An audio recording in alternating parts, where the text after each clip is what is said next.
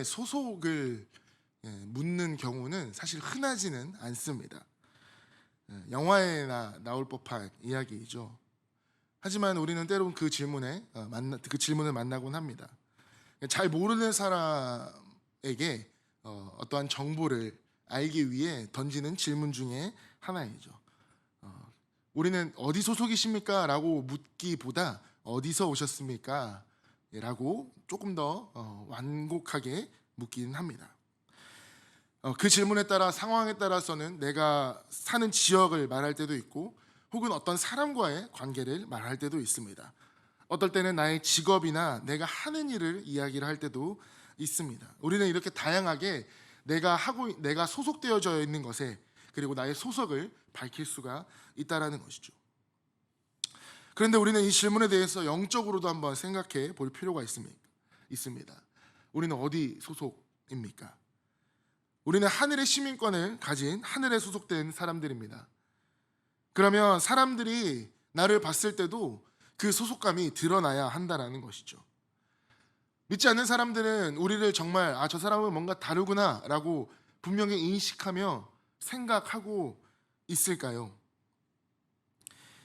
소속이 다른 두 사람을 놓고 지켜본다면 자연스럽게 구분이 될 것입니다. 예를 들자면 공군에 속한 사람과 해군에 속한 사람을 지켜본다면 분명히 저 사람은 다른 사람이구나 라고 우리는 그 모습을 발견하게 될 것입니다. 근데 만약에 그 두 사람을 보는데 우리가 그것을 느끼지 못한다면, 그 모습이 다르지 않다면 우리는 어떻게 생각을 할 수 있을까요? 그렇다면 그 사람은 같은 소속의 사람일 거다라고 우리는 생각할 수가 있겠죠. 만일 우리가 세상의 사람들과 다르지 않다면, 우리가 생각하는 가치나 삶의 목표나 우리가 추구하는 것들이 그들의 목표와 다르지 않다면 우리가 시간을 쓰는 것, 돈을 쓰는 것, 말하는 것, 행동하는 것, 삶의 모든 영역에서 세상 사람들과 별반 다르지 않다면 아마 우리는 사람들로 하여금 우리의 소속이 어디인지 정확하게 구분하기 쉽지 않을 것입니다. 다시 한번 우리는 우리 마음속으로 다짐하며 물어봐야 됩니다. 나는 어디 소속인가? 사사기 말씀을 계속해서 보다 보면 정말로 소속을 알 수 없는 사람들이 바로 이 이스라엘 백성들입니다. 하나님의 백성이라고 부르기도 어렵고 그렇게 부르기도 차마 민망한 사람들이죠. 우리는 사사기의 결론 부분을 계속해서 보고 있습니다. 이 결론 부분에 정말로 이스라엘의 엄청난 타락들이 드러나게 됩니다. 오늘 본문에도 이 소속을 알 수 없는 백성들의 모습을 볼 수 있죠. 이전까지의 모습이 이스라엘의 종교적인 타락이었다면 이제부터 시작되는 타락은 도덕적인 타락입니다. 그래서 이 결론 부분은 사실 쉽게 강단에서 이야기를 하거나 설교의 제목으로 쉽게 삼을 수 없는 그런 내용들인 것 같습니다. 타락의 절정이다라고 할 수 있는 잔혹한 일들이 벌어지기 때문입니다. 말씀은 이렇게 인간의 악함을 그대로 기록하면서 하나님을 떠난 사람이 얼마나 추해질 수 있는가를 보여주고 있는 것이죠. 사사기의 모든 문제의 원인이 이 19장 1절에 시작되면서 결론이 시작이 됩니다. 이스라엘의 문제는 왕이 없다라는 것이죠. 그래서 백성들 자기 눈에 좋은 대로 그것이 문제의 원인으로 밝혀진 것입니다. 이스라엘 왕이 없을 때 한 사람이 소개되고 있습니다. 레위 사람이죠. 이전에도 레위 청년이라는 사람이 사건의 중심이었는데 오늘 이 본문에서도 레위 사람이 사건의 중심에 있습니다. 이 사람은 에브라임 외딴 산지에 살고 있었습니다. 그런데 그는 베들레헴 출신의 여인을 첩으로 맞이합니다. 아내가 임신을 하지 못해서 첩을 들이는 경우는 분명히 있었지만 대부분의 경우 첩을 들이는 이유는 인간적인 만족을 얻기 위해 첩을 두었습니다. 그 당시에는 물론 흔히 있는 일이지만 절대로 하나님께서 계획하신 가정의 모습은 아닙니다. 또한 사사기의 첩의 내용이 기록된 것은 이번이 처음이 아니죠. 첩을 두어서 큰 어려움을 겪은 당한 일이 이미 기록된 적이 있습니다.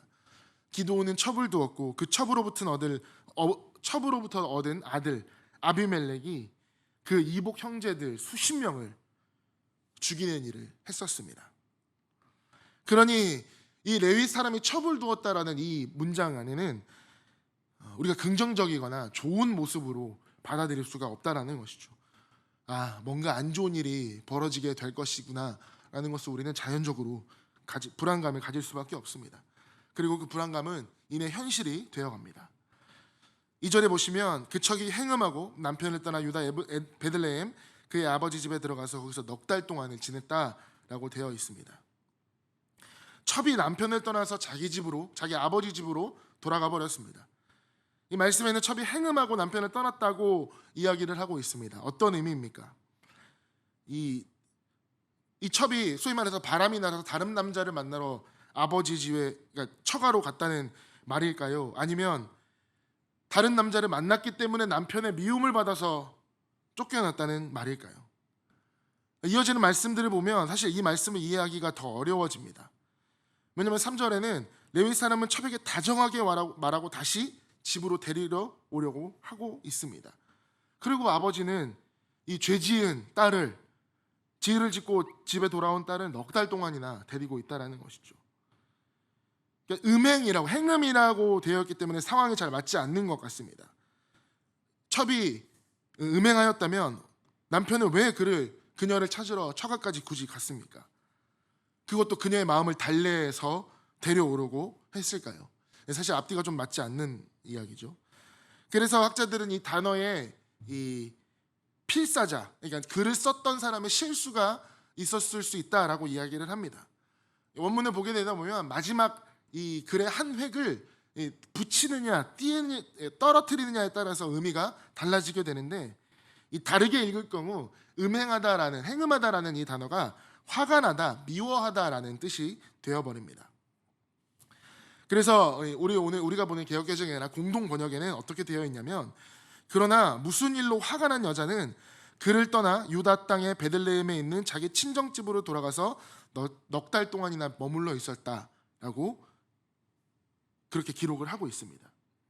그러니까 정확히 무슨 일인지는 알 수 없었지만 아마도 남편의 잘못으로 인해서 화가 난 여인이 친정으로 갔다. 그리고 어느 정도 시간이 지나서 남편이 그녀를 다시 데리고 오려고 했다라고 이해하는 것이 전체적인 문맥상에서는 조금 더 부드럽게 그리고 더 나은 해석이라고 생각이 되어지는 거죠.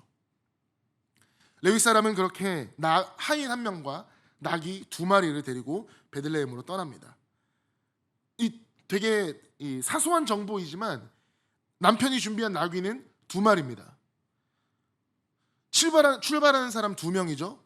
근데 후에 그 첩을 데리고 오려면 3명이 와야 됩니다. 어느 한 사람은 걸어올 수밖에 없다라는 것이죠.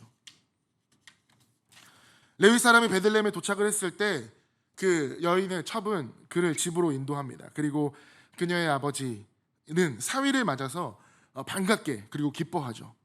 3일 동안 극진히 대접을 합니다. 시간에 대해서 넷째 날 떠나려고 하는데 보내지 않습니다. 배를 든든히 채운 후에 떠나라고 강권합니다. 그렇게 두 사람은 다시 앉아서 먹고 마시며 시간을 보내면 결국 하루 더 머물게 되죠. 그리고 5째 날이 되었습니다. 이번에도 일찍 떠나려고 하는데 장인은 또 붙잡습니다. 또 먹을 것을 준비하고 간청함으로 붙듭니다. 하지만 레위 사람은 더 이상 머물 수 없다라고 생각해서 자리를 일어나 길을 떠납니다.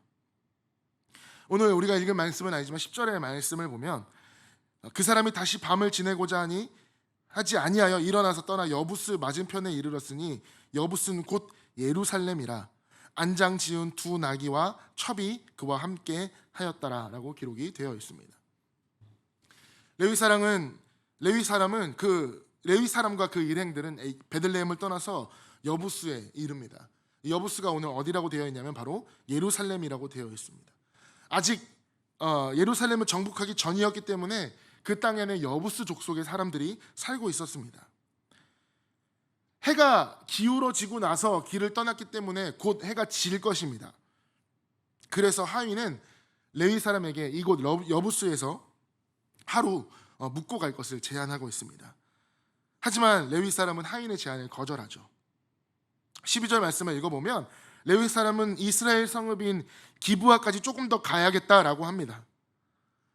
아마 그의 생각에는 이방 사람의 성읍에서 하루를 보내는 것보다 조금 더 무리를 하더라도 이스라엘 성읍까지 가서 밤을 보내는 것이 조금 더 낫다라고 생각을 한 것입니다. 과연 레위 사람의 판단은 맞았을까요? 이스라엘 성읍이 이방 사람의 성읍보다 더 안전할까요? 그들은 그렇게 다시 길을 떠나서 베냐민 지파가에 속한 기브아에 이르렀습니다. 그리고 해가 져서 더 이상 길을 갈 수 없기에 기브아 성읍으로 들어가게 됩니다. 15절에 보시면 기브아에 가서 유숙하려고 그리로 돌아 들어가서 성읍 넓은 거리에 앉아 있으나 그를 집으로 영접하여 유숙하게 하는 자가 없었더라라고 고백을 하고 있습니다. 이 성읍 넓은 거리라는 것은 성문 안쪽의 광장을 이야기를 합니다. 사람들이 굉장히 많이 모이는 곳이고 장사를 하거나 재판이 열리는 그런 곳입니다. 그렇게 넓은 거리에 앉아 있는데 그를 집으로 초청하는 사람이 아무도, 그를 반갑게 맞아주는 사람이 아무도 없었다라는 것이죠. 그가 베들레헴에 방문했을 때 극진히 대접을 받았던 장면과 지금 이 기브아에서의 장면은 너무나도 다른 모습을 보입니다. 나그네를 환영하며 그들에게 호의를 베푸는 사람이 아무도 없었다라는 것입니다. 그렇게 있을 때 한 노인이 그들을 보고 다가옵니다. 이 노인은 원래 에브라임 사람인데 기브아에 머물고 있었습니다. 결국 기브아에 사는 베냐민 지파 사람은 이 나그네, 이 레위 사람에게 아무런 관심이 없었고 타지에서 정착한 이 나이 많으신 어르신만이 그들에게 호의를 베풀었다라는 것이죠. 왜냐하면 나그네를 대접하고 그들에게 필요를 돌보는 것이 율법의 명령이었고 이스라엘 백성들의 당연한 의무였습니다. 하지만 지금 이 기브아 성읍에서는 전혀 그런 모습을 볼 수가 없다라는 것이죠. 반면에 다른 곳에서 와서 정착한 이 노인은 진심으로 나그네를 대접했고 레위 사람은 노인의 집에서 즐거운 시간을 보냅니다. 여기까지만 성경에 기록되어 있었다면 얼마나 좋았을까요? 하지만 이 좋은 분위기는 한순간에 깨져버리고 맙니다. 기브아에 사는 불량배들이 그 집에 찾아와서 손님을 끌어내라고 합니다. 다른 이유가 아닙니다. 돈을 요구한 것도 아니고 그 어떤 물질적인 것이 아니라 이 레위 사람과 육체적인 관계를 맺겠다라는 것입니다. 이 불량배들은 창세기 19장에 나오는 소돔의 모습을 사사기 오늘 19장에서 그대로 재현을 하고 있습니다. 롯의 집에 천사들이 갔을 때 소돔 사람들이 똑같이 했던 것이죠. 그렇게 소돔은 하나님의 무서운 심판을 받았습니다. 지금 그 일이 똑같이 일어나고 있는 것입니다. 그런데 여기에는 더 심각한 문제가 있습니다. 그것이 뭐냐면 그 일이 벌어지고 있는 것이 바로 기브아라는 곳입니다. 이방 지역이 아닙니다. 이스라엘입니다. 베냐민에 속한 지역입니다. 이 일을 벌이고 있는 불량배라고 표현했지만 이 일을 벌이고 있는 사람들의 소속이 베냐민 지파라는 것이죠. 이미 타락해버린 소돔 그런 땅에서 벌어진 것이 아니라 이스라엘의 약속의 땅에서 이런 엄청난 일들이 벌어지고 있는 것입니다. 하나님의 율법을 받았고 그 은혜를 경험하며 하나님이 어떤 분이신지 그 하나님께서 자신들을 위해서 어떤 일을 하셨는지를 아는 자들이 그 은혜를 완전히 무시해버리고 하나님의 사랑에 반역을 하며 지금 이와 같은 일을 벌이고 있다는 것이죠. 하나님의 은혜를 받은 백성이 소돔의 모습, 아니 그와 똑같은 모습으로 하고 있습니다. 당신 소속이 어디입니까? 라고 물어볼 수밖에 없는 상황이 되어버린 거죠. 정말 이들을 하나님의 백성, 하나님의 자녀, 선택받은 민족이라고 불릴 수가 있겠냐라는 것입니다. 그나마 이 집주인 노인은 이 악한 일을 막으려고 합니다. 그러면서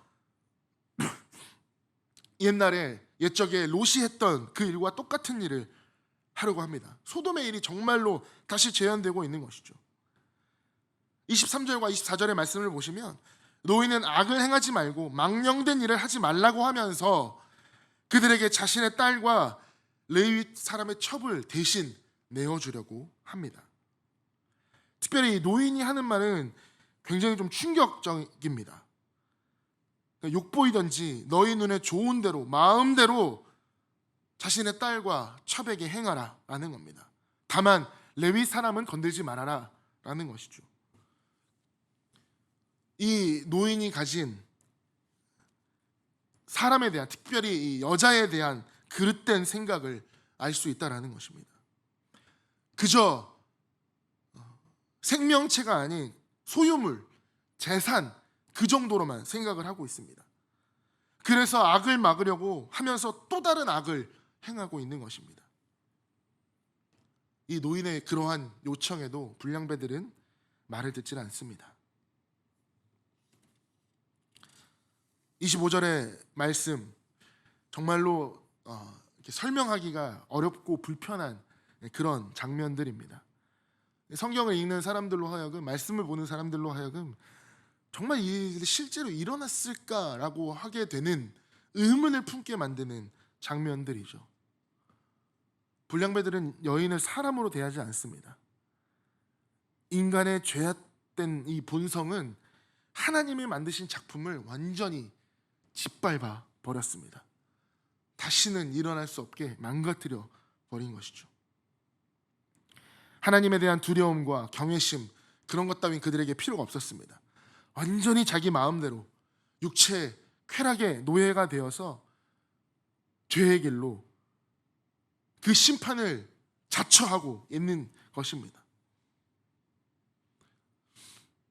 우리가 불량배의 이 죄악뿐만 아니라 한 가지 더 눈여겨봐야 될 것은 실제로 그 여인을 내어준 레위 사람입니다. 그는 자신의 첩을 그들에게 넘겨주었습니다. 그래서인지 더 이상 본문은 레위 사람에게 남편이라는 이야기를 하지 않습니다. 주인이라고 기록할 뿐입니다. 왜냐하면 그 일은 남편으로서는 절대로 할 수 없는 일이기 때문입니다. 레위 사람에게 이 첩은, 이 여인은 필요에 따라 버릴 수도 있는 존재, 그 이상도 그 이하도 아니었습니다. 남편에게 버림받은 이 여인은 밤새도록 욕보였고, 해가 뜰 때에 간신히 돌아와 문 앞에 이르러 엎드려져서 다음날 아침을 맞이하고 있습니다. 기력을 다하여서 더 이상 아무것도 없는 상태에 다다른 것입니다. 이런 상황인데도 레위 사람은 이 여인에 대해서 아무런 관심이 없습니다. 그냥 단순히 일찍 일어나서 집으로 돌아가려고 하다가 이 여인을 발견하게 됩니다. 문 앞에 엎드려져 두 손이 문지방에 있는 것을 보고입니다. 얼마나 그 집에 들어가고 싶어 했으면 기력이 닿은 순간에도 그 손부터라도 기어서라도 그 문 지방을 넘겠다라는 의지의 표현, 그 필사적인 모습을 우리는 이 여인을 통해 볼 수 있다라는 것이죠. 그런데 그 여인의 모습을 보고 레위 사람 이렇게 이야기를 합니다. 일어나라, 우리가 떠나가자. 단순히 이기적인 사람인 줄만 알았는데 굉장히 냉혹하고 잔인한 사람입니다. 우리는 정상이 아니라고 표현을 하죠. 자신을 대신해서 끌려간 이 여인이 어떻게 되었는지, 자기 아내라고 불리는 사람인데 어떻게 되었는지는 관심도 없고 그냥 자신 혼자서 집을 가려고 했던 것입니다. 그 사람이 어떤 일을 밤새도록 당했는지 알고 있으면서 그 상황에서 어떻게 편히 잠을 잘 수 있는지, 어떻게 걱정함이나 애통함이나 눈물이나 그런 것들이 하나도 없을 수 있는지, 어떻게 이렇게 매정할 수 있는지, 인간이라면, 사람이라면 조금이라도 가져야 되는 그 양심이 정말로 하나도 없는 것인지 궁금해지는 순간이죠. 문 앞에 엎드려져 있는 여인에게 하는 말, 일어나, 집에 가야지. 이렇게 부드럽게도 얘기 안 했을 것입니다. 이 말을 오늘 본문에서 레위 사람이 아내에게 건넨 유일한 대화입니다. 아무도 이 여인에게 말을 걸거나 말을 시키지 않았습니다. 아무도 이 여인의 의견을 묻지 않았습니다. 그 여인은 어떤 말도 하지 않았고 어떤 말도 하지 못했습니다. 그리고 이제 그 여인은 더 이상 말을 할 수 없는 상태가 되어져 버린 것이죠. 성경의 한 주석가는 이 여인의 비참함을 이렇게 이야기를 하고 있습니다. 성경의 모든 인물 가운데 이 여인이 가장 작은 자입니다. 자신을 욕보이는 이야기의 맨 처음과 끝에 나오는 이 여인, 그 남자들의 세상 한가운데에 있습니다. 이야기의 다른 인물들은 그녀의 사람됨을 인식하지 못합니다.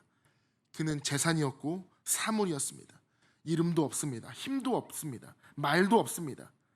그녀의 삶에는 그녀를 도와줄 친구도, 그녀의 죽음을 슬퍼해줄 그 어떤 사람도 없습니다. 이렇게 한 여인이 비참하게 희생되었습니다. 그런데 그 희생마저도 레위 사람은 이기적인 복수를 위해서 이용을 하고 있습니다. 이 여인을 나귀에 싣고 집으로 돌아와 그 시체를 12조각으로 나누고 이스라엘 사방에 보내버립니다. 그 결과 이는 이스라엘 전역을 충격에 빠뜨리고 그 일을 상의하기 위해 이스라엘을 한자리에 모읍니다. 그리고 오늘 본문은 더 심각한 결말을 예고하며 끝을 내고 있습니다. 너무나도 무겁고 슬프고 화가 나는 그 이야기, 하나님을 떠난 그 인생이 얼마나 잔인하여지고 추악하여지면 비인간적일 수 있는지를 단적으로 보여주고 있다는 것이죠. 이스라엘 백성들이 이렇게 이야기합니다. 30절에 보시면 이스라엘 자손이 애굽 땅에서 올라온 날부터 오늘까지 이런 일은 일어나지도 아니하였고 보지도 못하였다. 그들에게는 어울리지 않는 일이 일어난 것입니다. 그들은 할 수 없는 일입니다. 근데 그 일이 실제로 일어났다라는 것이죠. 그래서 이러한 질문들이 생기기 마련입니다. 여기가 어디인가? 그들은 누구인가? 주소는 있겠죠. 그냥 베냐민에 속한 기브아 사람이라고만 기록이 되어 있습니다. 그런데 그 주소에 맞는 베냐민이라는 주소에 맞는 사람이 살고 있지 않는다라는 것이죠. 레위 사람이라는 무늬만 있을 뿐입니다. 이 일이 어디 봐서 하나님의 백성들이 했다라고 할 수 있을까요? 그냥 이들은 소돔, 그보다 더 악한 지방에 사는 사람이었다라고 성경은 기록해야 되지 않습니까? 하나님의 심판이 마땅한 가나안 족속, 하나님을 모르고 죄악 가운데 사는 백성이라고 그렇게 해서 기록하는 게 차라리 낫지 않겠느냐라는 말입니다. 그렇게 살고 있는 이스라엘을 보면서 다른 이방 족속들과 그들이 다르다라고 우리는 어떻게 이야기를 할 수 있습니까? 우리가 하나님을 찾고 하나님께서 우리에게 요구하시는 우리의 행위 가운데 우리의 인생의 한 자락은 거룩입니다. 다시 얘기하면 구별된 삶을 하나님께서는 우리에게 요구하고 계신다는 것이죠. 그렇게 명령하셨습니다. 모세는 자기가 죽기 전에 그렇게 강조하며 이스라엘을 가르쳤습니다. 여호수아가 백성들을 모아놓고 그렇게 당부의 말을 전했습니다. 그런데 이스라엘은 이렇게 쉽게 가나안처럼 살아버립니다. 소속을 완전히 잃어버린 것이죠. 소속을 잃는다라는 것이 사실 굉장히 조금 가슴 아픈 일입니다. 여러분 혹시 소속감을 잊어버려 보신 적 있으십니까? 저는 인생에 딱 한 번 느껴본 적이 있습니다. 고등학교 졸업을 하고 대학을 가지 못했기 때문에 1년간의 재수를 했습니다. 재수생은 사실 고등학생도 대학생도 아닌 그냥 학생이라고 불리어도 사실 조금 어색한, 냉정하게 보자면 사회에서는 정말 말 그대로 재수생이라는 것 말고는 어떻게 표현할 길이 없잖아요. 그때에 마침 군에 갈 시기가 되어서 이제 그 심사를 받으려 이제 병무청에 갔습니다. 이름과 주소와 전화번호와 다 이렇게 쓰는데 거기에 소속이라고 되어 있는 것입니다. 고등학생은 아니고 졸업했으니까, 그렇다고 대학생도 아니고, 하지만 재수생이라고 쓰기에는 한마디로 소속이 전혀 없는 사람이 그 순간 되어버린 것 같은 그런 느낌이었습니다. 재수를 했다고 해서 마음이 아팠던 게 아니라 이게 정말 어디에 소속이 될 수도 없는 존재가 되어버렸구나라는 것에 조금 우울했던 그런 경험이 있습니다. 소속감을 잃어버린 사람은 그런 마음이 들게 마련입니다. 우리 소속 어디십니까? 우리가 지금 이 이스라엘의 모습과 나는 완전히 다르다라고 자신 있게 이야기할 수 있겠냐라는 것이죠. 어디 소속으로 살고 있냐라는 것입니다. 정말 하늘나라에 소속된 하늘 백성으로 이 땅을 살고 있는지, 내가 이 땅을 밟고 살기 때문에 나는 어쩔 수 없이 세상에 속한 사람이 돼버릴 수밖에 없는지, 분명히 우리는 정체를 밝혀야 됩니다. 어디 들어가지 못할 나라에 미립국해서 홀로 열심히 임무 수행하고 있는 스파이처럼 정체를 드러내지도 못하고 깨끗하게도 말도 못하는 그런 존재 같은 그런 모습으로 우리는 살지 말아야 된다는 것이죠. 우리가 정말 하늘에 소속이 된 사람이라면 그 소속된 사람답게 살아야 할 줄 믿습니다. 세상에 살지만 세상에 속하지 않았다고 우리가 할 수 있는 것은, 우리가 세상과 다르다라고 분명히 이야기할 수 있는 것은, 내가 그들과 다르게 생각하고 다르게 말하고 다르게 행동할 때 가능한 일입니다. 우리가 그렇게 구별되지 않으면, 다르게 살지 않으면, 내가 아무리 하늘에 속한 사람이다라고 생각을 할지라도 우리는 그것을 다른 사람들에게 보여줄 수가 없다라는 것이죠. 하나님의 은혜를 조금이라도 맛본 사람이라면, 그 구원의 은혜가 우리에게 있는 사람이라면 그에 맞는 삶을 살아야 할 줄 믿습니다. 그에게 어울리는 삶이 따라와야 한다는 것이죠. 이미 약속의 땅에 들어갔지만 여전히 가나안 사람처럼 사는 것이 아니라 가나안 땅에 살아도 약속받은 사람처럼 살아야 된다는 것입니다. 우리는 그것을 빛과 소금이라고 이야기를 합니다. 정말 빛과 소금의 역할을 할 수 있어야 되는 것이죠. 다시 한번 우리의 모습을 돌아보며 소속이 어디인지를 기억하시는 귀한 여러분이 되셨으면 좋겠습니다. 그리고 그 소속에 맞는 삶을 살아내겠노라 결단하는 시간이 되시기를 바랍니다. 주님의 도움을 구하며 다시금 나의 삶을 점검해 보아야 한다는 거죠. 찰스 스펄전 목사님은 이렇게 이야기를 했습니다.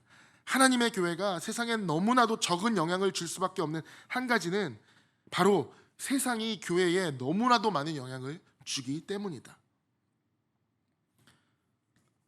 얼마나 우리가 세상의 영향을 받느냐 하는 것이 우리의 소속을 헷갈리게 만드는 가장 큰 이유가 될 것입니다. 우리 삶에 자리 잡고 있는 그 세속적인 것들을 먼저 버리고 그 비운 다음 하늘의 것으로 치우는 여러분이 되셨으면 좋겠습니다. 그럴 때 우리는 분명히 다시 한번 하늘에 속한 사람임을, 하늘에 소속된 사람임을, 하나님의 백성임을 자신 있게 이야기를 할 수 있을 것입니다. 사랑하는 여러분, 우리의 삶이 소속감을 드러내며 살기에 쉽지 않은 삶이 되어져 버렸습니다. 하지만 우리가 말씀을 보며 깨닫는 것은 이스라엘, 이 구약이 기록되어진 그때에도 세상은 별반 다르지 않았다는 것입니다. 그때라고 해서 그 사람들이 더욱더 거룩했고 시간이 지나면서 죄가 더 쌓아져서 우리가 더 타락했다라고 이야기를 할 수 없는 것이죠.